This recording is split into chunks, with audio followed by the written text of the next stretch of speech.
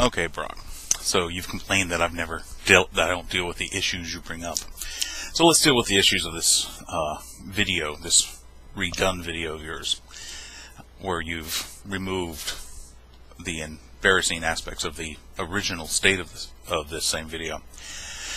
So you're bringing up what you call embarrassments. The Piltdown Man, Nebraska Man, Archaeoraptor, Haeckel's embryos, and Ota Benga. Well, I'm not going to deal with all these individually because I don't really have to. None of these stand as embarrassments to science. None of these stands as embarrassments to evolutionary science, because of one primary thing, and this thing is what makes science such a strong method for understanding the world around us. And that's the fact that it is course-correcting, it is self-correcting. Science always questions itself. Science is skeptical about its own conclusions. Well, at least in a philosophical view. Sometimes we get to a point where we can say, yes, this is more than likely correct. This is so likely correct that we have nearly 100% or 100% confidence in it. We see that with the theory of relativity, with the theory of quantum mechanics, with the theory of evolution. Now, true, they may not be completely correct. There may still be elements that need to be discovered, that need to be understood. But the core of all these theories have been so well supported that we have great certainty in them. But let's deal with your claims about embarrassment. Of all of those things you mentioned, there's one underlying truth. I'm using that term in this sense about science, and that in every single one of those, with the exception of Ota Benga, because that's not really a scientific element there, and I'll go into that later. With those other four, Piltdown Man, Nebraska Man, Archaeoraptor, and Haeckel's embryos, which actually it isn't the images of the embryos that are the conflict here, but I'll get into that as well.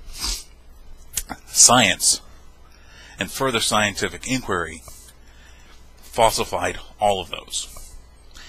It was science correcting itself that led to those being ousted from the scientific community as either frauds, hoaxes, misidentifications, or a failed hypothesis. Piltdown Man was a hoax. Would have been found out a lot sooner if it wasn't for Dawson sequestering Piltdown Man to keep it from the eyes of skeptics, which started at the very beginning when he first presented it. Nebraska Man was a misidentification of a tooth. It was sensationalized in the press, and the artistic renderings done by this woman, which I don't have it up on my computer anymore, were horrible.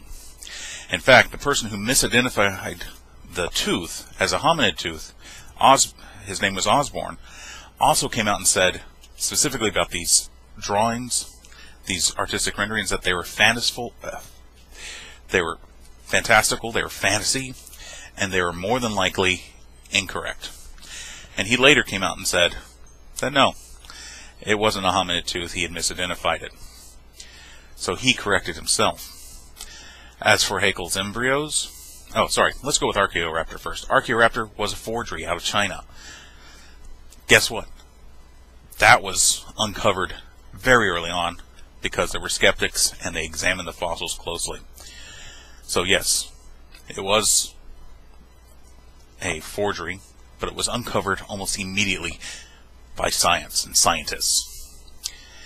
Haeckel's embryos. Well, the drawings were oversimplified. They were made to look more similar than they actually are, because Haeckel was trying to point out something, that there are homologous structures in embryo development.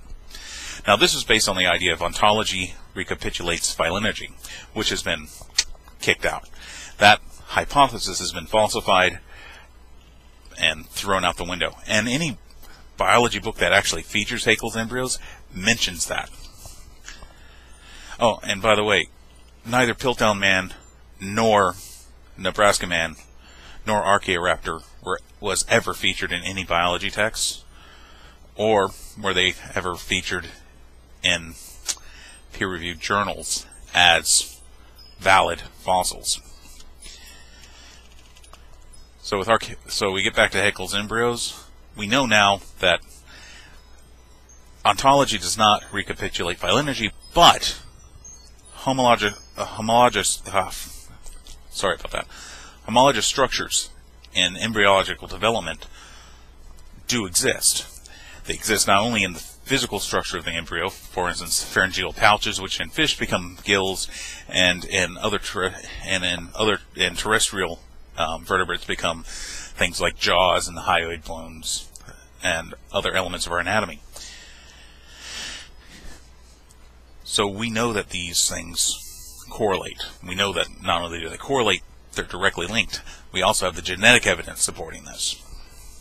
So none of these are embarrassments for science. As a matter of fact, they are an illuminating they illuminate the aspect of science that makes science so powerful, and that's the fact that it's self-correcting. Now, a quick mention about this Ota Benga that you had in your video. Well, first of all, I want to say this pygmy, member of the Mbuti tribe. I actually had to look this up because I've never heard of it until Brock brings it up. This man was brought to America and displayed in the Bronx Zoo.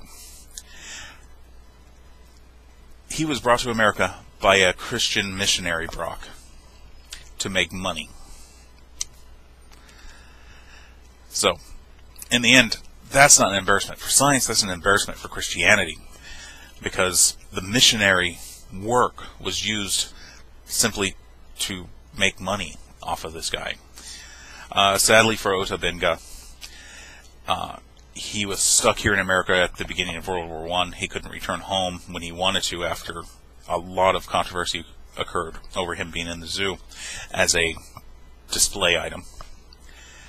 And he eventually committed suicide by using a stolen revolver.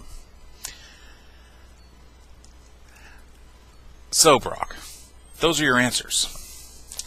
None of those things you mentioned are embarrassments. As a matter of fact, they are wonderful examples of how well science does work, because it corrects itself every time. There's no problem with that, Brock. Mistakes are made. Things in science aren't going to be perfect. Why? Because things are misidentified, people have ambitions, and they lie, or they plagiarize other people, things like that. And those things are always found out in science. So, for those people out there who are thinking about entering scientific fields, keep that in mind. In science, you very well better be honest, because you will be found out. So keep that in mind. So I'm going to end this video here, because I don't want to go over time, and just say that, hey Brock, your claim that I've never dealt with the meat of your videos, well, I've done that in most of my videos, indeed. And I'm doing that in this one just to show you how easily it's done. And in our PMs, I mentioned you need to research these things better.